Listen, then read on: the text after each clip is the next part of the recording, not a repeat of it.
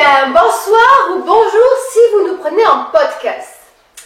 Aujourd'hui, c'est bien simple, c'est une émission spéciale, plus longue que d'habitude, et pour cause, nous allons parler un petit peu de tout, nous allons parler théâtre, cinéma, salon du livre qui commence à foisonner en Belgique et en France, et puis nous allons également parler musique, parler bien entendu éditeur et littérature. Donc, bien sûr, avant de présenter les news, je vous propose de rencontrer la nouvelle mascotte de l'émission. Elle s'appelle Sky, elle a 3 mois. Elle vient d'être adoptée à la SPA, elle me fait beaucoup de bêtises. Donc, on va tenter de faire en sorte qu'elle reste dans son panier. Voilà. Donc, je vous propose d'ores et déjà de regarder les news.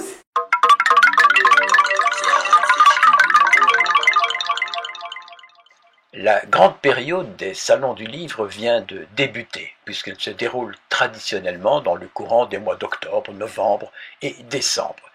Cette année, elle s'ouvrait avec la 6e alchimie du livre à la bibliothèque Yourcenar de Marchais-Naupont et tournait la page.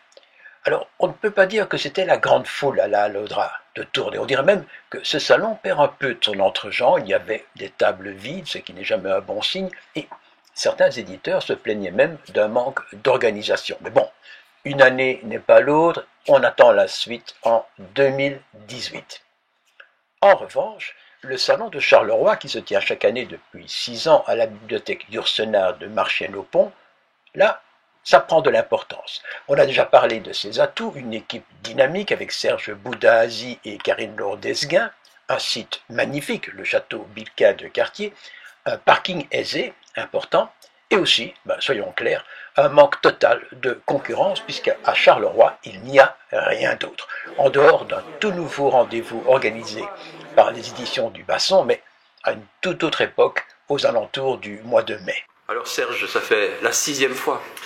Oui, tout à fait. Donc la 6e édition. Donc quand on y pense, c'est vrai que c'est du travail, c'est un investissement, mais qui, je pense, aujourd'hui, on récolte les fruits, comme on dit, et nous espérons ainsi continuer. On commence à connaître. Voilà, tout à fait. C'est un salon qui est de plus en plus répandu. Mais il n'y a rien d'autre. Non, il y a effectivement... Et comment est-ce qu'on explique ça, qu'il y ait si peu de... Je pense que le fait que ça demande aussi beaucoup d'organisation, parce qu'évidemment tout ça se prépare bien longtemps, quelques mois avant la date clé, et donc il y a aussi un sérieux qui doit s'installer, donc il faut aussi avoir des collaborateurs, je dirais, sérieux. T'as Karine avec toi. Voilà, Karine, voilà. Donc c'est quelqu'un sur qui on sait faire confiance, sur qui on peut compter, et donc tout ça c'est très important. Moi seul aussi, parce qu'on peut avoir une initiative, mais quand on est seul, forcément. Et le Bourgeon, ça va? Et le Bourgeon, c'est un collectif qui est bien présent aujourd'hui, puisque nous avons des gens qui travaillent au bar, qui sont à l'entrée, à l'accueil. Donc, tout le monde a sa place et tout le monde ainsi a sa mission, je dirais, à faire pour cette journée, et nous sommes très heureux. En fait, vous êtes parti de pratiquement rien. Hein? Oui, tout à fait. Hein, une idée comme ça, un coin de table. Voilà, tout à fait. Donc, tout ça a un peu évolué avec le temps, puisque le premier salon, il s'était fait un peu dans les salles de la bibliothèque. Après tout ça, on a dû revoir ça parce que c'était pas très commode, très pratique. Et on avait commencé par 2 jours, et là aussi c'était quand même assez beaucoup de travail. Et on avait du public, mais pas suffisamment non plus que pour... Je me pose toujours 2 questions quand je viens ici. Le fait que le salon soit disséminé dans différentes pièces en fait de la bibliothèque, ça ne vous fait pas de tort? Non, parce que ici, justement, donc, le fait qu'on a revu cette organisation, donc maintenant, on s'est dit, c'est vrai que l'étage, au début, on s'est dit, les gens ne vont pas monter, donc ça pose un problème. Et donc, on voulait que tout se fasse au rez-de-chaussée. Après, on s'est dit, non, ce n'est plus possible de faire ça dans la bibliothèque, il faut occuper l'étage, et ainsi, on a 2 espaces qui permettent d'accueillir en tout une bonne 50aine d'auteurs. Et alors, la dernière question, je te la pose chaque année. On vous pique pas des bouquins ici? Non, voilà, c'est quelque chose qui n'a jamais été... Les gens de Charleroi sont honnêtes. Ouais, voilà, je pense. On n'a pas jamais eu de ce souci à côté. Je ne sais pas, je pense que les gens qui viennent ici aussi, ce sont des personnes qui aiment, la littérature. Voilà. Ben oui. Donc, je dirais, voilà. Vraiment. Alors là, un peu pour nous embêter, alors voilà. Ouais, tu comptes tous tes bouquins avant et après? Non, mais je repère hein, s'il y a un trou quelque part, mais voilà, on n'a jamais eu ce souci-là. Et enfin, last but not least, le Salon du livre belge de Bruxelles, qui se tient chaque année au Centre culturel d'Uccle et qui est sans doute le plus important de la partie francophone du pays, le Salon international de Tour et Taxi excepté. L'événement est réglé comme du papier à musique, après un vendredi soir protocolaire, où les personnalités viennent plus pour être vues que par amour de la littérature, et un samedi mitigé, disons-le. Le dimanche, il y avait foule, et beaucoup de visiteurs repartaient avec des sacs remplis de livres, au grand plaisir de la présidente Jacqueline Rousseau, bloquée pendant 48 heures sur la scène à recevoir et interviewer des auteurs. Tiens, voilà quelques têtes qu'on a déjà vues dans l'émission. Carlos Vaquera, toujours aussi à l'aise derrière un micro, venu parler de ses livres publiés chez Éric Lamirois, et même, oui, Bob Boutique, venu présenter son Chaos, le deuxième volet de sa fameuse trilogie du Bulldog et la Petite, le troisième volet est en cours d'écriture, et parler, bien sûr, de Chloé Délice, comme du stand qu'il occupait dans la salle sous la houlette habituelle d'Alain Magerotte, le fidèle parmi les fidèles. La ville de Thoueng en Hainaut peut se prévaloir de deux grands auteurs. Roger Foulon, vous le connaissez, nous vous l'avons déjà présenté dans cette émission, et Maurice Desombio.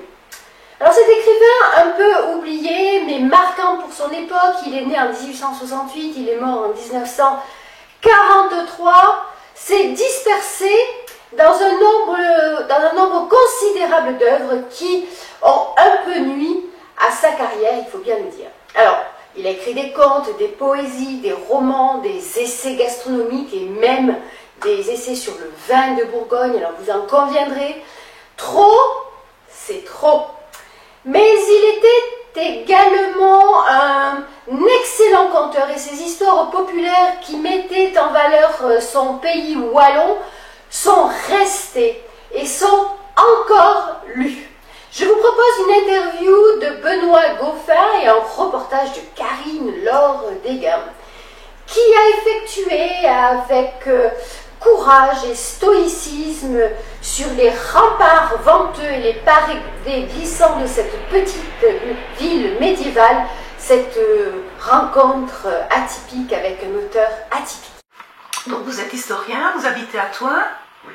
Et vous en connaissez un bout sur Maurice Desombio. On le connaît fort bien, il y a la rue Maurice Desombio, il y a la stèle, et pas qu'à Thoueng non plus, à Scarbeck, à Bourras, où il est né. Et voilà, Maurice Desombio, moi je le connaissais, mais pas, j'ignorais qu'il avait fait autant de choses en fait. Je le connaissais pour son travail de critique gastronomique. Mais encore. C'est quelqu'un qui a énormément écrit. C'est quelqu'un qui, à mon avis, ne va pas rester dans l'histoire de la littérature. Pourquoi? Parce qu'il a trop écrit. Il a été dans beaucoup de directions différentes.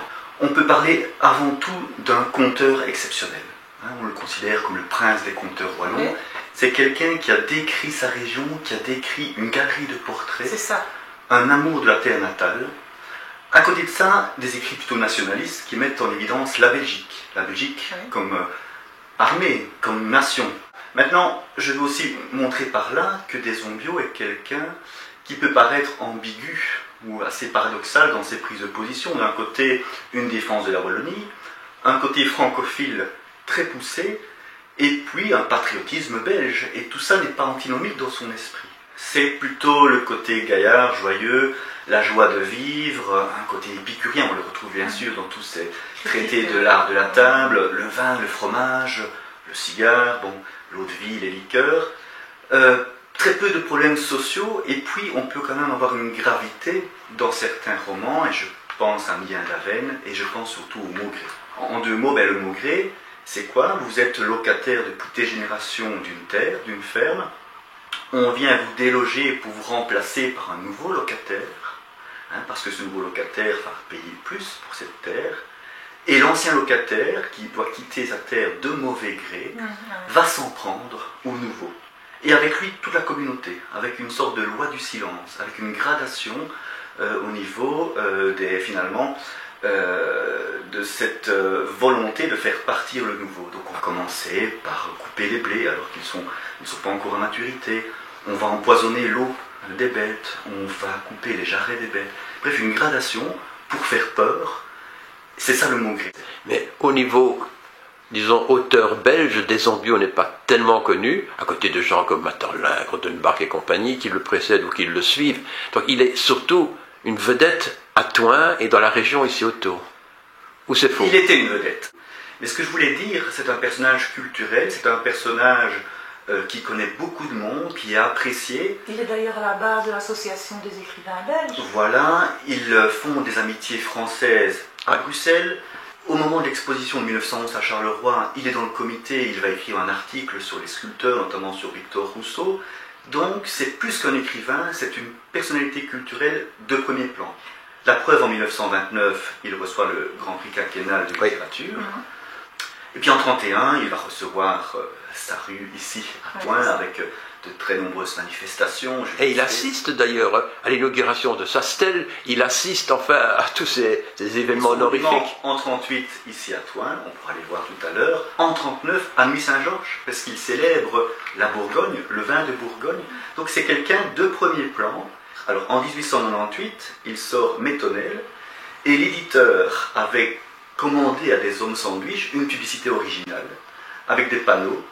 Dreyfus revient de l'île du Diable pour lire Métonel de Maurice Desembiaux. Ça a été mal vu, hein? Oui, bien sûr, c'est la provocation, et il fallait le faire. En tous les cas, l'élan est lancé. Desembiaux est un auteur reconnu. J'ai relu, pas plus tard que la semaine passée, Métonel. Il y a vraiment de très très bons moments. Pourquoi Desembiaux? Parce que c'est pas son nom, hein. Le petit 2, le grand 2. Oui, alors donc il a fait... Et il l'a fait officialiser, hein. Oui, dans les années 20, au tribunal de Dinan. Est-ce qu'il y a là derrière un petit snobisme? En tous les cas, on ira voir, on peut aller voir sa tombe. Il y a les deux graphies sur ça. Les deux. C'est-à-dire qu'il y a la famille Desembiaux, le père, François, et le fils également. Maintenant, un personnage aussi, et peut-être qu'il y a de cela derrière ce changement de nom, un personnage qui aime les honneurs, qui aime être célébré. Et on voit le plaisir manifeste en 1931, lorsqu'il est reçu à l'administration communale de Thoin, lorsqu'il est reçu au palais provincial de Namur. C'est quelqu'un qui aime être célébré. Il est mort pendant la guerre, hein? En 1943. Il est mort malade, dans la solitude. Il est mort en Belgique? Non, il est mort à Paris. À Paris, on l'a ramené. Voilà. Donc, et pourquoi? Et il habitait à Paris depuis des années. Apparemment, il avait du mal même à vivre financièrement dans ces dernières années. Il aurait dû vendre une partie de sa bibliothèque, de ses manuscrits, donc une fin de vie très très difficile. Il est enterré où, à Ragny ou à Thoin pour finir? Il est ici à Thoin. À Thoin. Mais on l'a transféré, non? Oui. L'autre grand nom, auteur, écrivain de Thoin, c'est Roger Foulon, bien sûr. Est-ce qu'ils ont eu des rapports? Roger Foulon, en tous les cas, est quelqu'un qui appréciait beaucoup l'œuvre de Desembiaux. C'est quelqu'un qui a relancé après-guerre l'association Les Amis de Maurice Desembiaux. Roger Foulon a été très très actif comme cheville ouvrière de l'anniversaire en 1968. Il a encore écrit en 2007 un texte, une communication pour l'Académie de langue et littérature française de Belgique. Mais il est de toute façon très jeune quand oui, en bien 43, sûr. il Voilà, a 20 ans. bien sûr. Moi, il y a un ouvrage qui m'a toujours marqué. Je suis un grand amateur de jeux de balle, balle-pelote, balle-au-tamis, comme historien, et c'est par le biais du jeu de balle que j'ai connu Maurice Desembiaux. C'est vrai? Ah bon? Donc il a écrit en 1907 La Petite Reine Blanche. Oui, j'avais vu ça. La Petite Reine Blanche. Ah oui. Et la Petite Reine Blanche, qu'est-ce que c'est? C'est cette balle au tamis, je peux vous en montrer une tout à l'heure. Et c'est aussi Blanche, le prénom de l'héroïne de ce roman. Et après la guerre, le jeu de balle, dans le soir, il y avait les résultats des championnats, des compétitions, mais constamment. Aujourd'hui, dans la région, il y a pas mal d'équipes. Enfin, maintenant, c'est quand même un peu tombé en désuétude. Pas tout à fait dans la région. Il y avait des photos, on voyait des photos de... Ah oui, c'était très connu, mais aujourd'hui, dans la région, Il y a encore des équipes de joueurs Oui, là-bas. anciennes. Charleroi était envahi, tout Montigny et la Neuville, tout Gilly et Les, tout l'Aude-Linsart et la Broucheterre, tout Jumet, les Amandes, tout Dampremier, Goïssard, tout Marcinelle et Léauchy, tout Couillet, tout Marchienne, Mont-sur-Marchienne, Pontanol, Jamiou et Naligne y affluaient. De tous les villages et les bourgades à 5 lieues à la ronde, les hommes valides et des femmes aussi arrivaient. Beaucoup d'entre eux étaient partis le matin après la messe et avaient fait la route à pied, portant, enveloppés dans du panier, le chanteau de pain et le morceau de lard qui devait leur tenir lieu de dîner. La place verte s'emplissait, les bancs avaient été disposés dès le matin autour des cordes et 2 heures avant le tournoi, ils étaient occupés par ceux qui ne voulaient point manquer un tel spectacle. Les amateurs attendaient en mangeant des noisettes et des amandes, il en surgissait toujours, bientôt le terre-plein fut recouvert, alors on vit se garnir les fenêtres des maisons et jusqu'aux lucarnes des toits. Et d'une autre façon, à titre plus personnel, mon grand-père maternel était professeur à l'école hôtelière à Namur, en œnologie, et il amenait chaque année ses élèves à Nuit Saint-Georges, voir le monument des Ombiaux. Il y a toujours aujourd'hui un prix, il y avait encore un prix culinaire à l'école hôtelière provinciale de Namur, le prix Maurice des Ombiaux.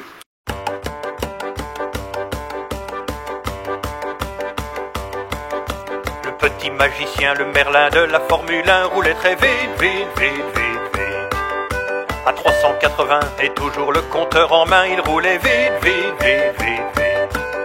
Mais plus il roulait vite et plus il buvait lentement. Mais plus il roulait vite et plus il buvait lentement. On ne boit pas en roulant, on ne roule pas en buvant. On ne boit pas en roulant, on ne roule pas en buvant.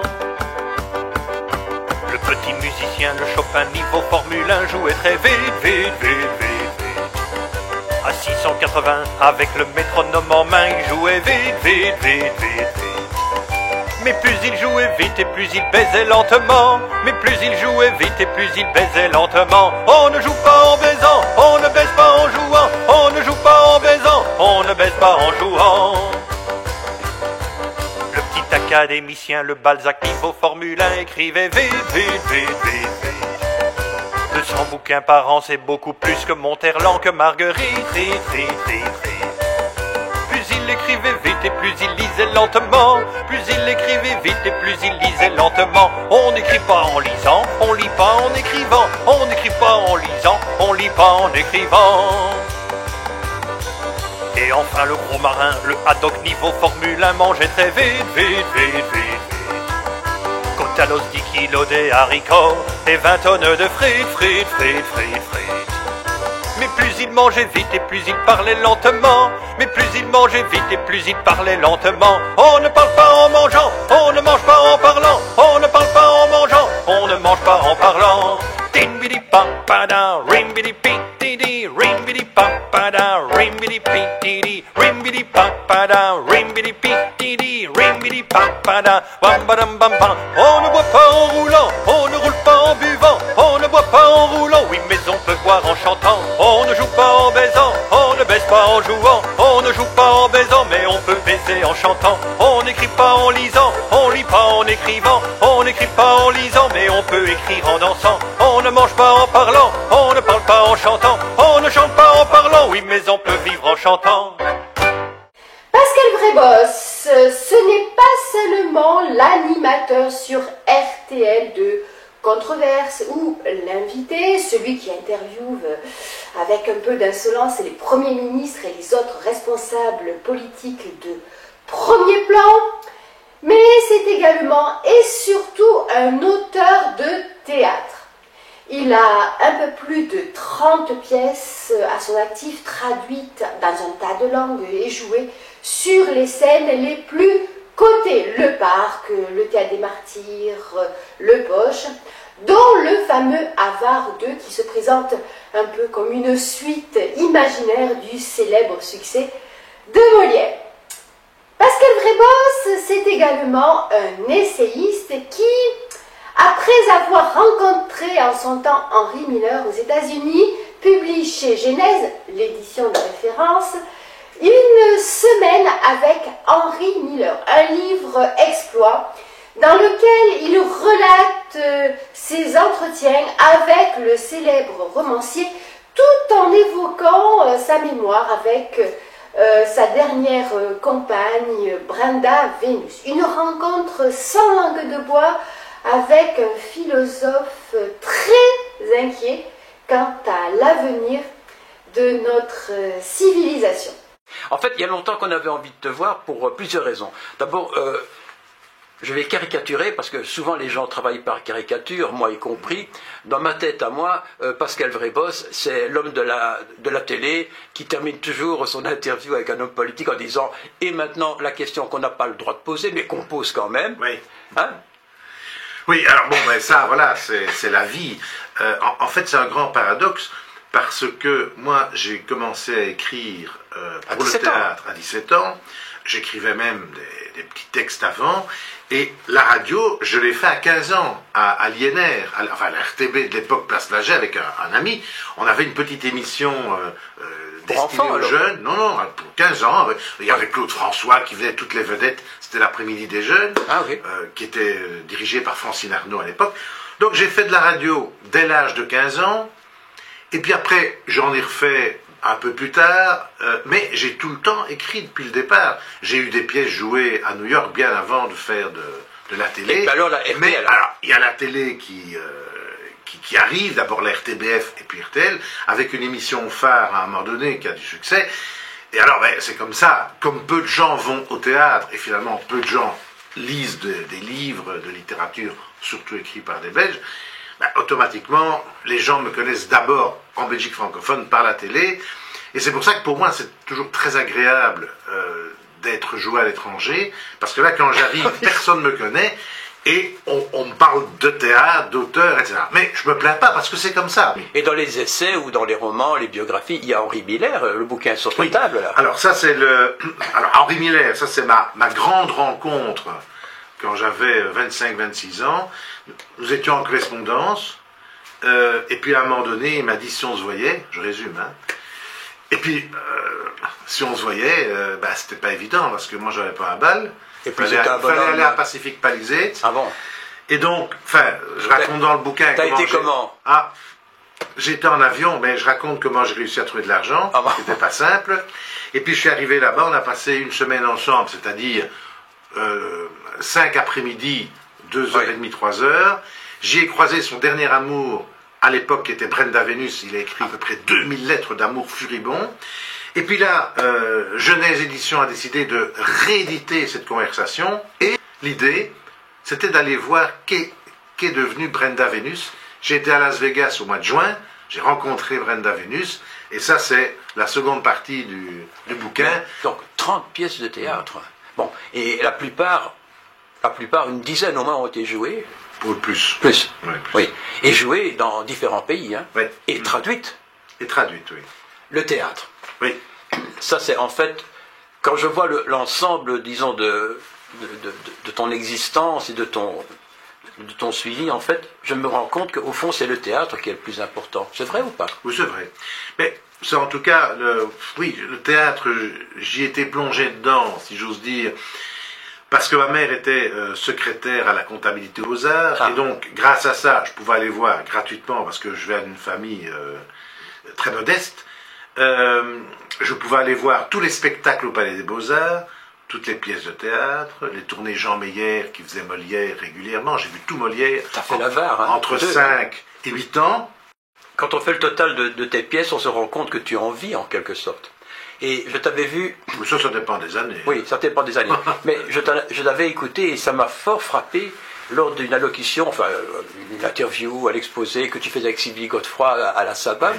Où tu parlais des droits d'auteur. Et je dois dire que j'ai rarement vu quelqu'un parler sans langue de bois comme toi, avec une vérité, où tu expliquais vraiment que vivre du théâtre n'était pas une chose facile, parce que beaucoup de choses étaient truquées. J'aimerais bien que tu en parles de ces droits d'auteur. En fait, c'est très simple. Moi, je parle de ça depuis que j'ai touché mes premiers droits d'auteur, parce que j'estime que la situation économique d'un auteur est un peu le miroir de l'intérêt que la société porte à la création.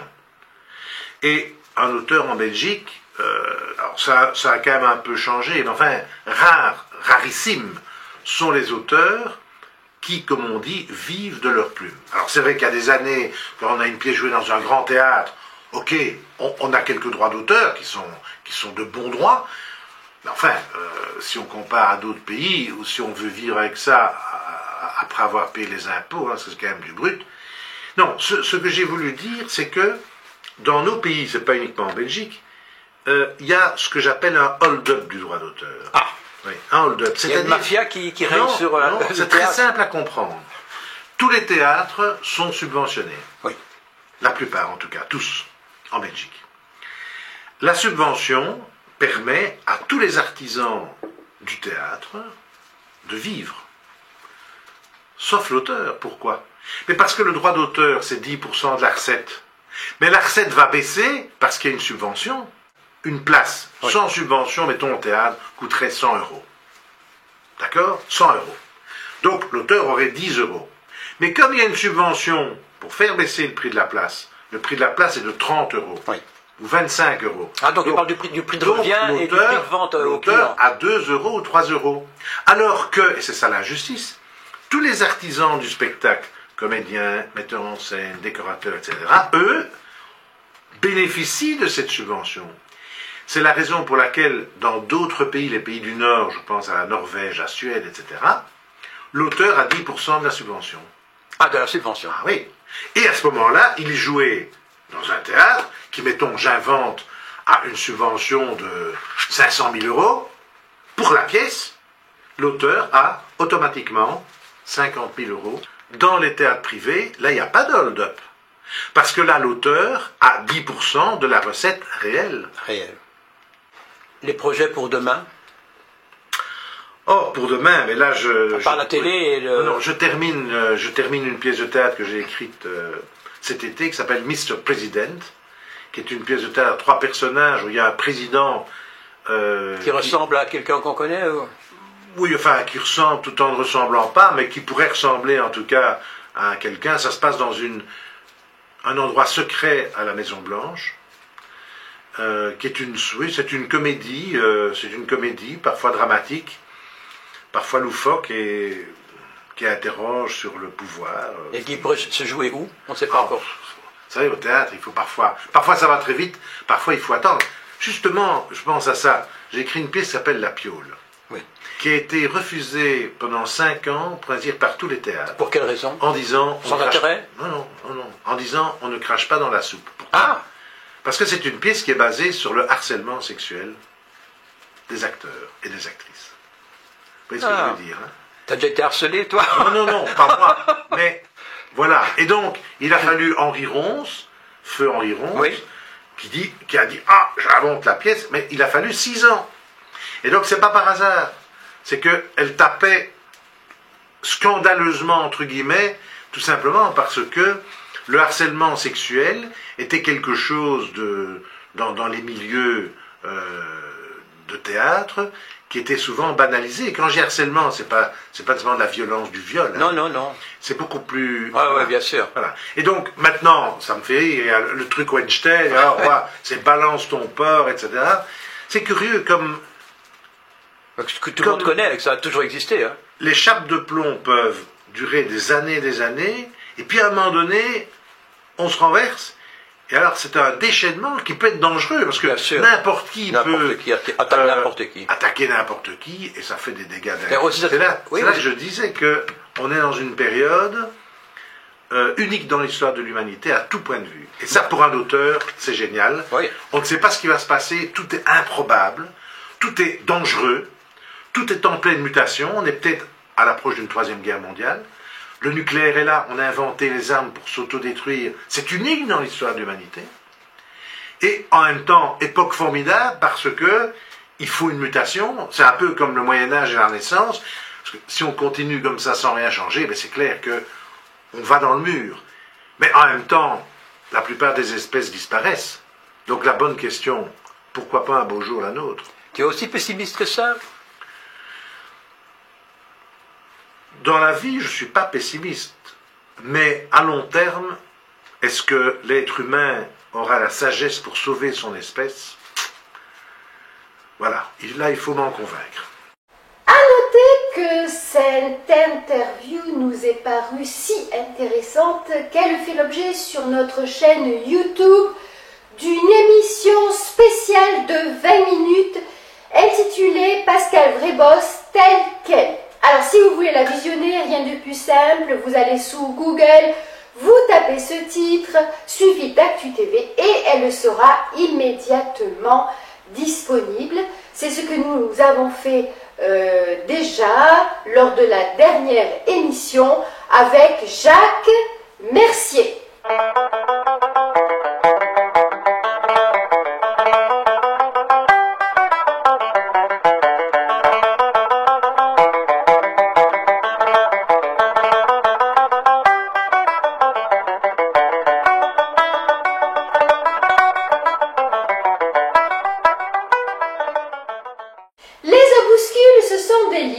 S'envole, on va dire, comme une nuée de pigeons. Cette formule que vient d'inventer Éric Lamirois ressemble un peu au fameux Booklex de chez Malmström.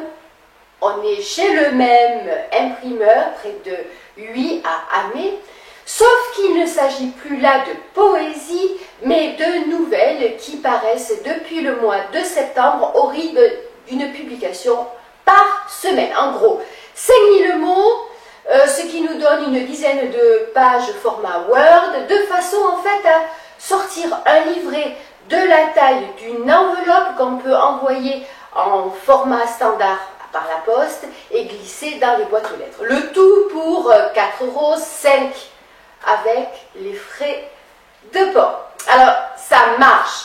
Car beaucoup d'auteurs belges, et non des moindres, ont accepté en fait de jouer les jeux. Le jeu a commencé par Jacques Mercier, Carlos Vaquera, Richard Rubin et tant d'autres, et que en fait les lecteurs s'y abonnent. Résultat, à chaque parution, une quantité non négligeable est vendue et s'envole donc aux quatre coins du pays comme une petite nuée de pigeons. Bon, Eric, ici on est dans ta petite librairie. Est-ce qu'on peut appeler ça une librairie? Ah, c'est même la plus petite librairie galerie de Bruxelles. Ça fait penser à celle de David Giannoni, là. Oui, on a réussi à avoir moins de mètres carrés que chez lui. Et on a été mesuré, hein, parce que c'est vrai que c'est un petit peu la même idée. C'est la même idée. Tu le connais bien, puisque tu as imprimé chez lui. C'est mon imprimeur, c'est également mon distributeur.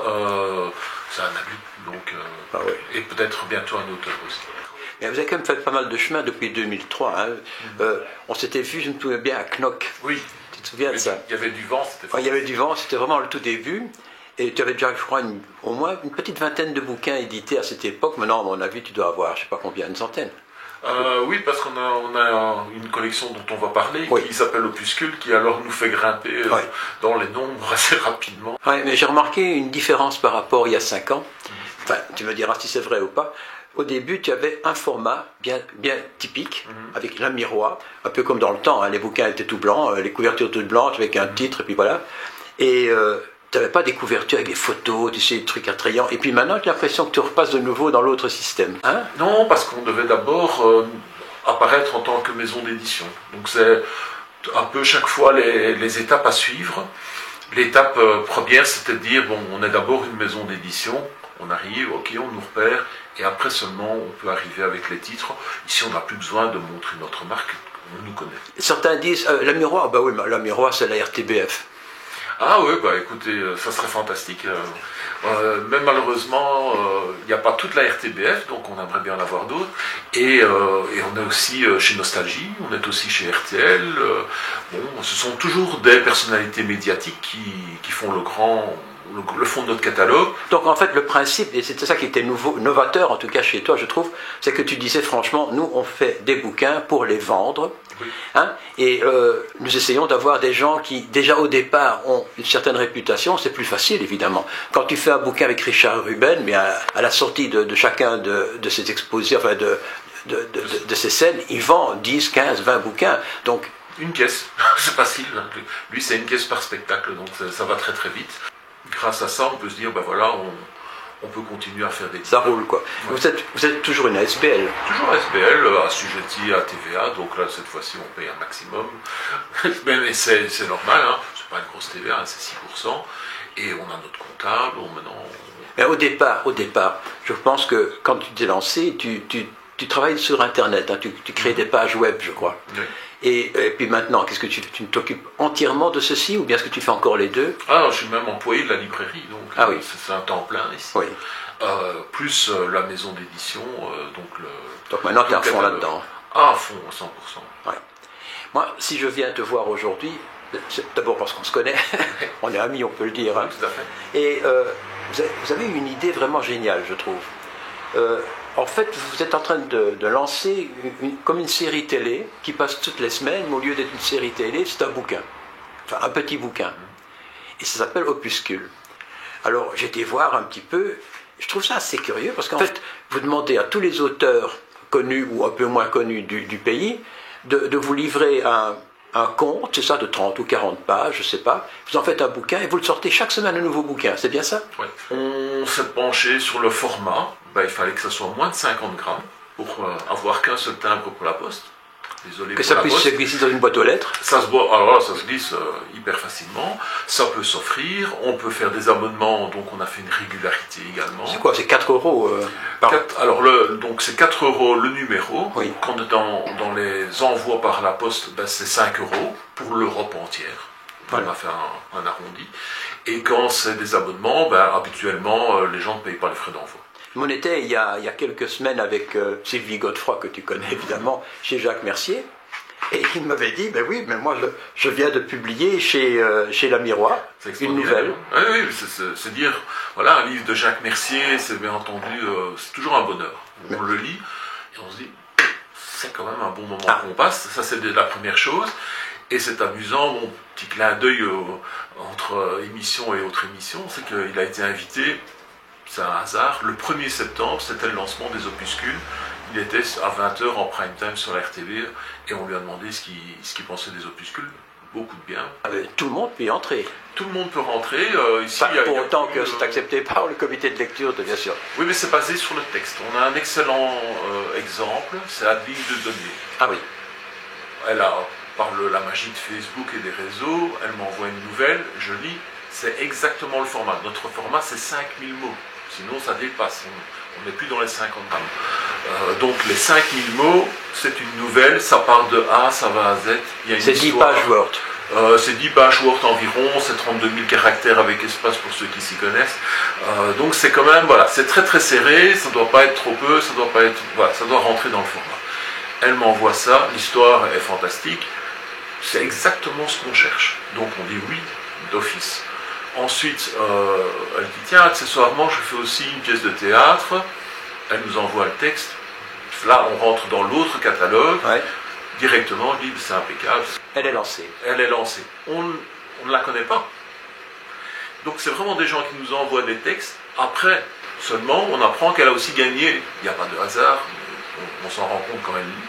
Elle a gagné le concours de nouvelles de la Fédération Wallonie-Bruxelles. Bon, voilà. Mais j'ai pas eu besoin de ça. Ouais. Le texte était là. Et donc, s'il y a des bons textes qui vont vraiment raconter une histoire dans notre format, c'est oui. C'est oui. Mais vous avez déjà beaucoup d'abonnés? Alors, les abonnés, c'est pas encore énorme, mais c'est vrai que dès le premier jour, n'importe quel auteur, même s'il n'est pas connu, a déjà un paquet de livres qui sont partis à la poste. Donc, oui, notre fonds d'abonnés fait que déjà, habituellement, enfin tous les premiers numéros ont déjà été retirés, c'est pas difficile.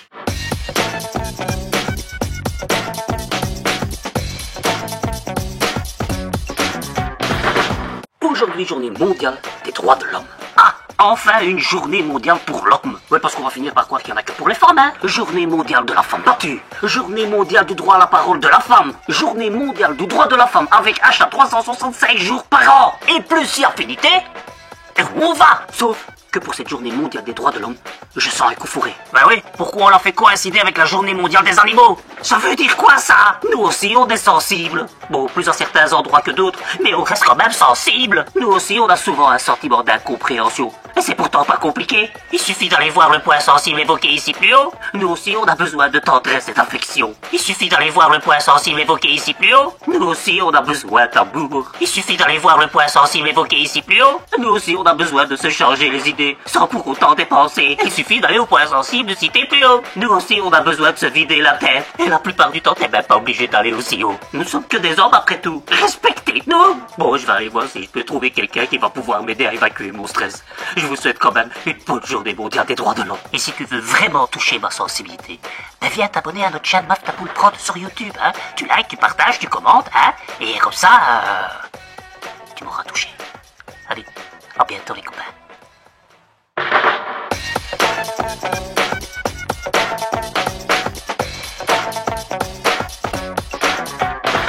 Pierre Coran vient de fêter ses 83 ans.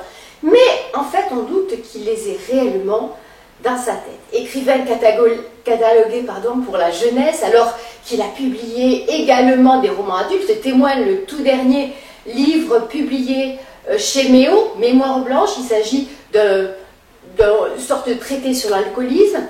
En fait, la liste de ses ouvrages est interminable. Il est vrai qu'il écrit depuis plus de 50 ans, que ce soit pour le théâtre, la télé, les films d'animation ou les spectacles de marionnettes, que son épouse Irène promenait avec sa troupe aux quatre coins du pays. Plus des comptines, des disques, des fables, des recueils de contes et bien sûr des poèmes dont le style n'est pas sans rappeler celui de Jacques Prévert. Alors, comparaison, bien sûr, n'est pas raison. Le tout traduit dans 36 langues et édité chez les plus grands, Casterman en priorité, mais également Grasset, Hachette, Milan, Mijade, etc. Nous l'avons rencontré dans son petit paradis d'Herbizeuil, près de Mons, où il n'a fait que parler de projets et projets encore, y compris avec les États-Unis. En fait, je crois qu'il y a un petit bug, une petite faute de frappe dans cet exposé. Je pense qu'il a plutôt 38 ans que 83. Un reportage d'Anne-Sophie Malice. Nous sommes donc à Jurbise aujourd'hui, en compagnie de Pierre Coran. Et justement, je me demandais pourquoi ce pseudonyme. Oh, c'est tout simple. En fait, je m'appelle Delesse, D-E-L-A-I-2-S-E, et mon prénom c'est Eugène. Bien, donc mon premier livre qui s'appelait Le Fiel, il y a maintenant plus de 50 ans, était écrit Eugène Delesse par le nom d'Eugène Delesse. Et un des journalistes, pas beaucoup, qui me connaissaient à l'époque, m'a dit que ça s'écrit comme les magasins. Et j'ai dit, je suis parti avec ça. Bon. Et en fait, j'avais écrit une nouvelle qui est maintenant dans les archives de la dernière heure, qui s'appelait Le cas du docteur Coran, qui était une nouvelle policière. Et le Pierre Coran, qui était le personnage central, est retrouvé sur le trottoir. Est-ce qu'on l'a poussé? Est-ce qu'il s'est suicidé? Accident? On n'en sait rien. Mais il est là. Je l'ai tué. Ah. Donc, je lui ai piqué Ça commence bien. Je lui ai piqué son identité. Et je m'appelle depuis Pierre Coran. Ton épouse a une place relativement importante, il me semble. Oui. Quand je l'ai rencontrée, elle m'a dit, je suis élève au conservatoire, etc. Et moi, je lui ai dit, je viens d'écrire mon premier roman. Et alors, on est devenu, petit à petit, on se fiançait encore à l'époque. Oui. Donc, on a mis un certain temps. Et puis, quand on s'est mariés, depuis lors, donc 60 ans de complicité. Moi, je trouve que l'amour, c'est la complicité plus que la passion. Oui. La passion, ça dure. Ça ne dure pas. La complicité, c'est une force. Et puis, vous avez créé Cyclope. Oui, le Cyclope, une revue, le Cyclope, qui était tiré à un exemplaire chaque mois, pendant 10 mois, 10 exemplaires l'an. Et un cabaret littéraire, non? Alors, ça c'était Irène, qui, elle, s'occupait de tout ce qui était cabaret littéraire. Ici à Mons? On en a fait, oui, à Bruxelles aussi, chez Jean Tony, qui était près de la place de Bruxelles, un lieu extraordinaire où j'ai vu, irénément, on a vu Moran commencer à chanter, commencer à chanter. Oui. Bob m'a dit en chemin que tu avais écrit une trilogie. Tu m'en parles un peu? Donc j'ai voulu raconter ma vie pendant la guerre, mais dans une bande d'enfants qui s'appelait Les Pièces à Trous, parce que dans un arbre, il y avait des pièces à trous, notre butin, si vous voulez. Et pour y entrer, il fallait mettre dans l'arbre quelques pièces à trous. Bien. Donc on jouait aux résistants et pas à la guerre. Donc on jouait aux résistants. Les Allemands arrivaient avec leurs camions, on changeait les flèches pour les faire arriver dans le cul-de-sac. Voilà. 2 étangs, un de chaque côté, il fallait faire votre arrière. Bon, des choses comme ça. Alors je me demande comment, en ayant écrit, tu es passé au cinéma. Est-ce qu'on est venu te chercher? Est-ce que c'est toi qui as fait la démarche? Non, c'est Pierrot de Huche, qui est le fils de Luc de Huche, qui était surtout assistant réalisateur, qui a voulu faire son film. Donc, il a eu l'occasion de lire Le Commando des Pièces à Trous, et il s'est dit, c'est ça que je vais faire. Et moi, j'avais Daniel Prévost, le comédien Daniel Prévost, avec qui je suis ami. Je l'avais rencontré dans un salon du livre à Metz. Donc lui, il est venu tourner pour rien de Paris un jour de grève des trains. Donc, et il avait quel rôle? Et il jouait le rôle de mon instituteur, donc qui est M. Clément. Et un rôle important, mais c'est des rôles courts, mais importants. Et alors, de Huche qui me téléphone, qui me dit, j'ai trouvé ton grand-père. Galabru, Michel Galabru. J'ai mis ton roman sur sa table de nuit parce qu'il joue la femme du boulanger pendant plusieurs moments. Il a dit, il est libre, mais je ne sais pas si je l'ai mis là via le concierge, qui a dit à Galabru, il faut lire ça, c'est formidable. Galabru le soir. Et quand Deche a été lui demandé, il a dit oui. Alors il l'a fait pour rien aussi. Donc il est venu tourner à Dinan, parce que c'est la séquence à Dinan, il fallait encore un village avec des pavés. D'accord. Ah oui. Donc, et un château. Donc, ça réduit.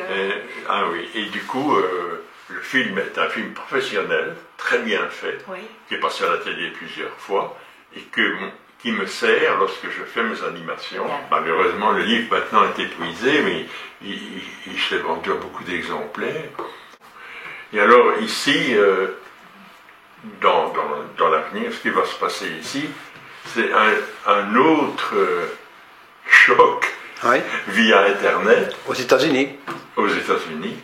Il y a Norman Shapiro, c'est un des tout grands États-Unis. Il a traduit tout La Fontaine, y compris les contes et tout. Là-bas, il est prof d'université. C'est la référence. C'est la référence. Et il trouve une de mes fables sur Internet. Et puis, il me dit, je l'ai traduit, je vous ai trouvé l'éditeur et l'illustratrice, tout. Et mon fablier sort, il est sorti. Et maintenant, donc il y a deux ans, et maintenant, j'attends d'un jour à l'autre le suivant. Dans le milieu littéraire, on me connaît, mais on croit qu'en dehors du milieu littéraire, je ne suis pas connu, ce qui est complètement faux. Parce que je suis connu dans les écoles, partout dans les écoles. La preuve, l'école ici... Il y en a deux, hein. J'ai 2 écoles qui portent mon nom de mon vivant, ce qui n'est pas trop mal. C'est vrai. Mais est-ce qu'il n'y a pas quelque chose de préféré dans ta façon d'écrire?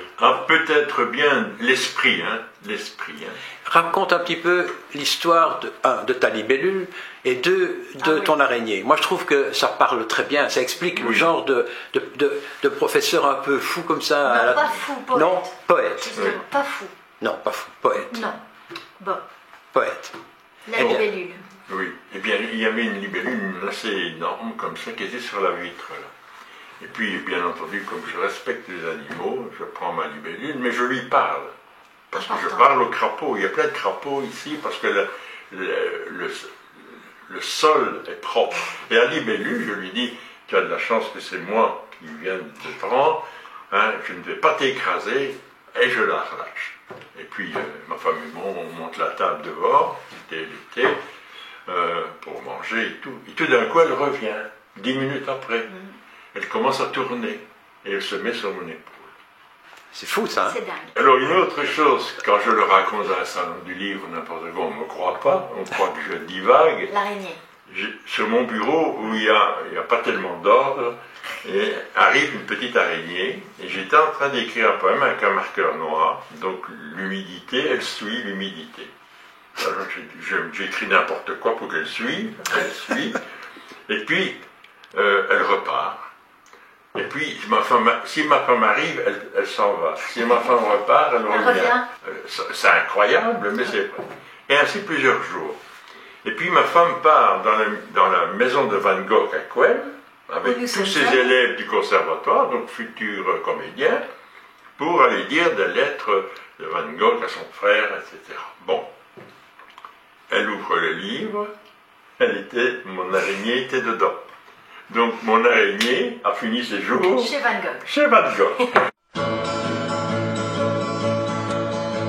Un giorno alla mattina, appena alzata, qualcuno m'aspettava nel giardino, e forse c'era lui, il mio vicino, che m'aspettava lì nella giornata. Questo fiore immacolato c'è un bel prova di un amore, di un bell'uomo e di un cuore che mi rende già malata. Questo fiore immacolato c'è un bel prova di un amore, di un bell'uomo e di un cuore che mi rende già malata. Ai tumbalario la, ai tumbalario la, ai tumbalario la, ai la la la la la, ai tumbalario la, ai tumbalario la, ai tumbalario la, ai la la la la la la.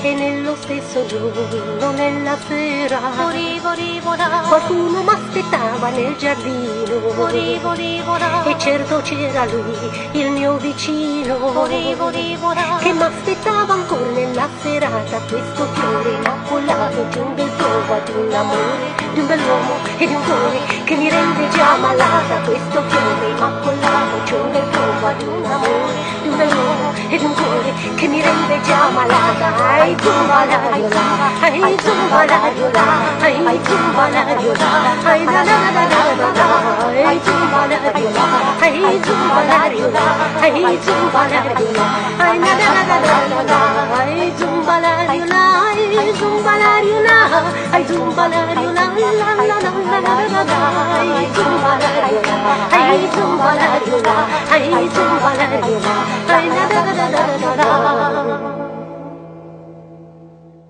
C'était Zumba Zumba, donc par notre amie Antonia Iliescu. À noter une seconde fois, tout comme Pascal Vrébos, l'interview de Pierre Coran nous a paru si intéressant que en fait elle fait l'objet d'ores et déjà d'une émission à part entière de 20 minutes sur notre chaîne YouTube.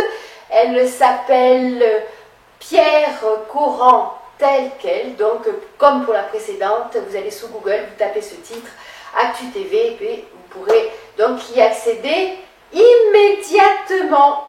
On compte une petite vingtaine de cabarets-théâtres à Bruxelles. Alors, certains comme Le Samuel existent depuis Mathusalem, d'autres vivotent ou entrent en léthargie comme la regrettée Samaritaine. Et puis, d'autres, des nouveaux, arrivent, s'installent et même explosent. Le fou rire est né il y a 5 ans. Autrement dit, eh bien c'était hier.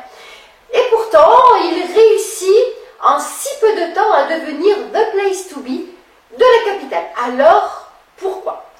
Tout d'abord, la salle est belle, joliment décorée, il y a du rouge un peu partout. Elle est bien équipée, elle dispose d'un parking, il y a un bar, une petite restauration bio de chez Bio et surtout une affiche incroyablement moderne pour un endroit aussi neuf. C'est bien simple, tout le monde s'y bouscule pour y passer. Alors, vous voulez des noms? Alors, certains parleront un peu moins au français, qui nous regardent, mais pour les Belges, eh bien, ce sont des têtes qu'ils voient quasiment tous les jours à la télé. Alors, je veux parler par exemple de Richard Rubin, Freddy Tougo, Marc Herman, Fabienne Le Castel, Carlos Vaquera, Pierre Denise, Benoît Lamy, Olivier Le Borne, Pierre Ocagne, Zidani. etc. Mais soyons de bon compte. Le fou rire, c'est avant tout Cathy Thomas, une femme qui voit tout, vérifie tout, contrôle tout, elle bosse, elle bosse, elle bosse. Enfin, rien que d'y penser, je suis déjà fatiguée. Ce qui est bien dans le fou rire, c'est que d'une part, vous existez depuis 5 ans, je crois. Hein. C'est la 6e saison déjà. 6e saison, oui, voilà. Bon. Oui. J'ai regardé le catalogue, c'est fou. Hein. Des tas de gens sont passés ici. Hein. Tout le monde est passé ici. Hein. Comment ça se fait? Je sais pas. Tu as un carnet d'adresse impeccable ou quoi? Écoutez, je ne sais pas mon carnet d'adresse, mais il se trouve que voilà, la facilité, c'est que mon métier, c'est comédienne et metteur en scène. Ça, c'est mon premier vrai métier. Ouais. Donc forcément, oui, j'ai fait beaucoup de rencontres et des belles rencontres. Tu as fait une tournée de 6 ans, je crois. Oui, c'est ça. C'était quoi comme tournée? En 2000. Donc ça, c'est avec la fameuse pièce Le Clan des Divorcés, qui se joue encore et toujours à Paris. Je ne sais combien de millions de spectateurs. Ah bon? C'est dingue et c'est toujours. C'est ça qui m'a un peu mis sur la voie de l'humour à la sortie du conservatoire. Ça date. Maintenant tu es prof, hein? Tu as été prof, non? J'ai été prof de théâtre. Ouais. À Genneval, c'est ça? Alors à Genneval, absolument, papeterie, au centre de danse des papeteries. Très bonne école que je recommande d'ailleurs. Pour les danseurs aussi, à l'université de Louvain-la-Neuve et à Bruxelles. Tu ne fais plus beaucoup de scènes maintenant, si je comprends bien, tu as trop de boulot. Ah oui, c'est ça, hein. Le problème c'est que pour jouer, il faut avoir la tête vide, ce que je n'ai plus. Et par contre, je mets en scène. Donc là, j'adapte le prochain, enfin, pas le prochain non, mais le roman de Sylvie Godefroy. Ouais. C'est ta sœur, ça. C'est ta cousine, c'est mon autre, comme on dit, oui. C'est ton clone, quoi. Oui, voilà, un peu.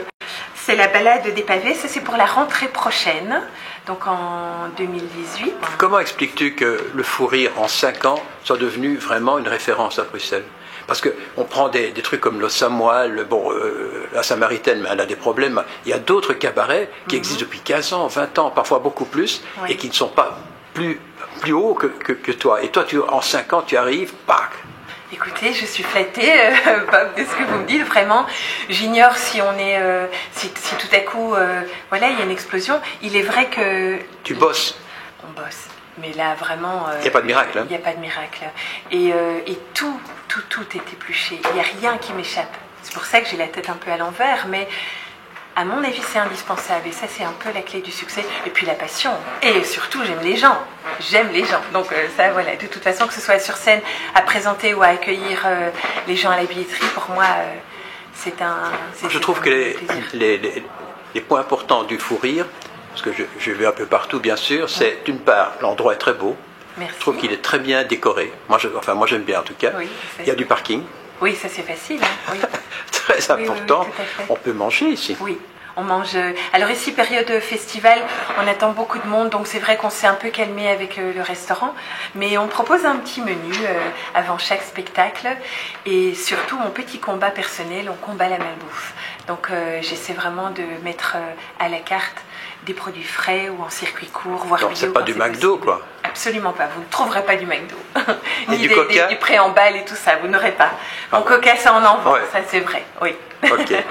Et alors, le dernier point qui est important, c'est ce renouvellement constant, et non seulement des pièces de théâtre, mais aussi des tas d'humoristes, etc.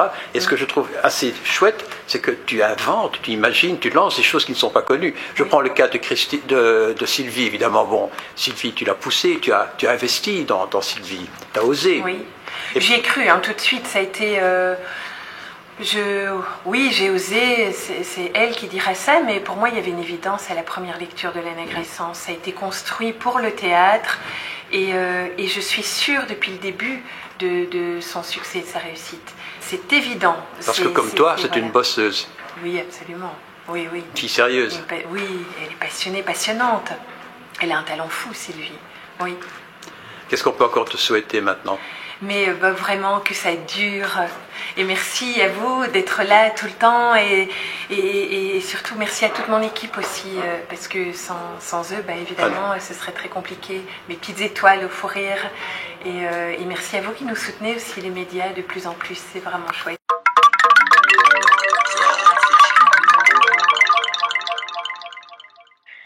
C'est la 3e année consécutive que les grands magasins Auchan du centre commercial Maisonneuve de Brétigny-sur-Orge Orge, c'est à 25 km de Paris, organise un salon du livre. Et c'est non seulement original, en Belgique ça n'existe pas, mais osé et porteur, car devant le succès de l'événement, d'autres grandes surfaces du même groupe, donc Auchan, semblent décider à l'imiter. On parle entre autres de Melun, également en Île-de-France.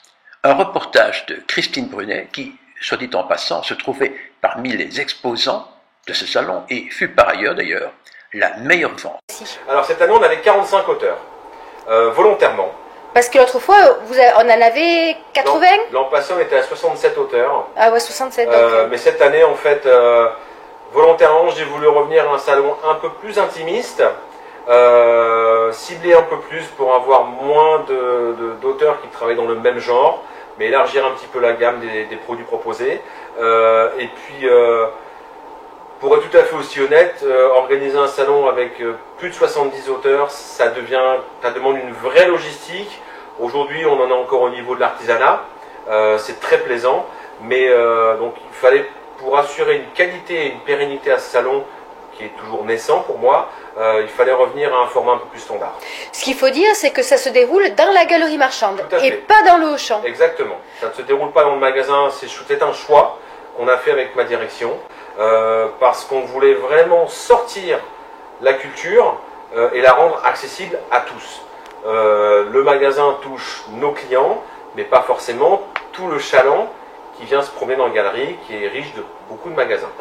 Mais pourtant on dit qu'il y a de moins en moins de lecteurs. C'est pas vrai. Bon, bah... C'est une fausse idée. Il y a de plus en plus d'internautes, il y a de plus en plus de gens sur Facebook. Mais en France, on a la chance d'avoir des gens qui sont encore très attachés au papier. La preuve en est, le salon qui est en train de se dérouler le prouve 1000 fois. Oui, s'il en est besoin. Il faut simplement aujourd'hui redonner envie aux gens de lire. C'est un peu comme le vélo, hein. Ça s'oublie pas. Un 4e salon, tu y penses? Pas encore, parce que c'est encore chaud, hein, il y a encore des auteurs qui travaillent. Il y a des gens qui signent encore. Voilà, exactement. Est-ce que tu l'appelles de tes voeux ou est-ce que finalement tu te dis que vu le travail qu'il y a derrière, parce que c'est gigantesque au niveau de l'accueil des auteurs et tout ça, de l'organisation, est-ce que tu vas jeter l'éponge? Aucune réaction négative. Des gens qui avaient des interrogations, qui étaient un petit peu dans le doute parce que c'était des auteurs qui venaient pour la première fois, qui n'étaient pas habitués à ce genre de format, effectivement. Donc on n'est pas sur un salon classique, si je puis dire, mais que j'ai rassuré. Et ils ont pu le constater, on leur a prouvé par A plus B que c'était porteur. Et qu'à défaut de vendre 50 livres, c'est une image, c'est installé dans la durée. C'est incité à revenir, donc c'est tout à fait positif. Très bien. Juste en aparté, est-ce que c'est un salon Auchan sans sponsor ou est-ce que tu as eu également des sponsors pour l'organisation? Non, aucun sponsor. Le salon est entièrement conçu par mon équipe, par ma direction, par moi-même. On le gère vraiment en interne. Maintenant, moi je ne suis absolument pas fermé à avoir des accompagnants, des sponsors, bien sûr. On a travaillé pour la première fois cette année, c'est pas un sponsor, mais en partenariat avec Bibliothèques sans frontières, qui est une certaine notoriété quand même, avec qui on va travailler dans la durée, je l'espère. Mais demain, pourquoi pas. Et enfin, la toute dernière question, qu'est-ce que tu penses des auteurs ? C'est une question à laquelle on va pouvoir débattre pendant des heures. Les auteurs, j'en reviens toujours à mon leitmotiv. Non seulement dans les dédicaces que j'organise toute l'année, mais aussi par rapport à ce salon. L'auteur, c'est le cœur du métier. C'est le cœur de la librairie, c'est le cœur de la culture. Donc, sans les auteurs, il ne se passe rien. Tout ce qui gravite autour est nécessaire aujourd'hui, bien sûr, distributeurs, éditeurs et autres. Mais moi, j'ai besoin des auteurs. C'est un petit peu le ciment. C'est le ciment de toute cette organisation. Moi, ils me font rêver, ils me donnent envie. Donc moi, je les adore.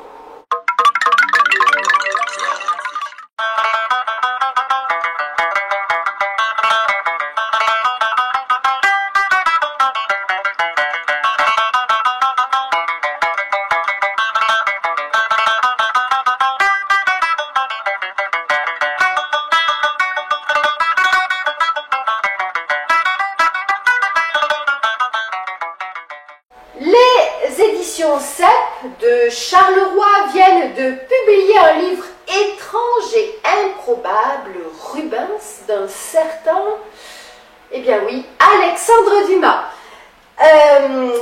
Vous savez qu'Alexandre Dumas était non seulement un auteur à succès, prolixe, plein d'imagination, il a tellement écrit que certains même se demandent s'il a écrit tous les textes qu'il a signés, mais il était également un grand amateur de peinture.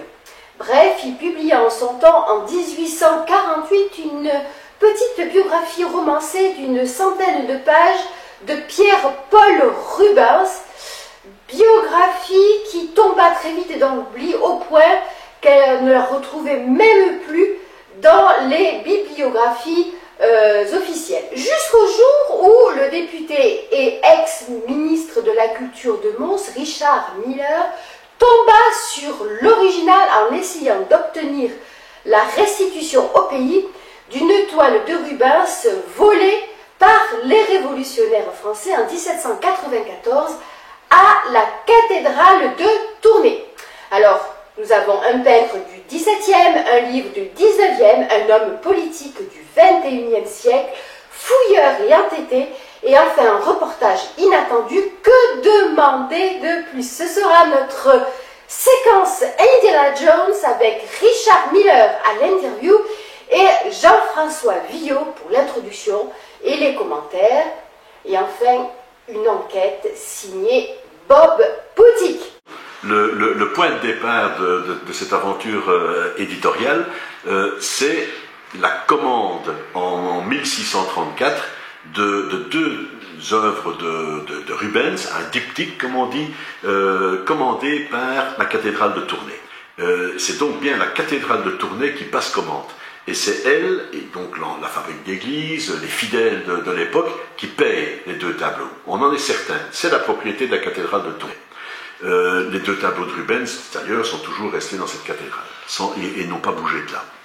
Jusqu'en 1794. Là, les troupes de la Révolution française arrivent à Tournai, et comme vous le savez, les révolutionnaires français avaient organisé vraiment la mise à sac des régions flamandes, wallonnes, italiennes aussi, parce qu'ils ont emporté énormément d'œuvres d'Italie aussi. Partout où les troupes étaient présentes, ils envoyaient des commissaires sur place, des gens qui s'y connaissaient, c'était des spécialistes, et qui repéraient les œuvres qui étaient intéressantes pour qu'elles soient rapatriées en France, pour financer les troupes de la Révolution. Un peu aussi parce qu'ils n'aimaient pas la religion. Hein. Et aussi parce qu'ils n'aimaient pas la religion. C'était vraiment comment dire, une réserve de moyens tout à fait ouvert à tout ce qu'ils voulaient faire. Comme font les djihadistes actuellement. Hein.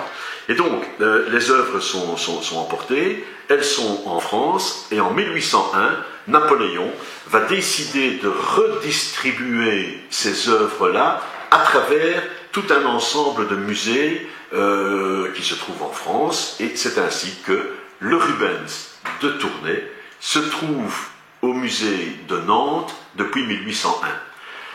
Entre-temps, l'autre est rentré. Entre-temps, l'autre, après que Napoléon ait été vaincu, donc en 1815, il y a une demande qui est faite pour que les deux tableaux reviennent en Belgique. Il y en a un qui revient, mais un des deux, le triomphe de Judas Maccabée, lui reste toujours à Nantes, parce que le conservateur du musée n'a pas vraiment obéi. Il s'est dit, j'ai une belle pièce, je la garde. Mais celui qui est rentré, en fait, il n'est pas rentré en Belgique. La Belgique n'existait pas encore. Hein. La Belgique n'existait pas encore. Et ça, c'est un des reproches que l'on fait à la démarche politique que j'ai menée depuis 2011. J'ai déposé un texte au Parlement de la Fédération Wallonie-Bruxelles pour qu'on demande à la France de nous rendre ce tableau.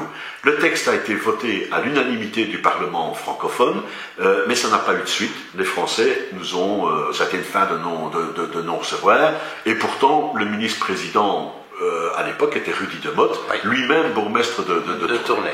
Bref, les Français n'ont pas obtempéré. Est-ce que l'armée belge va envahir la France Non, pas du tout.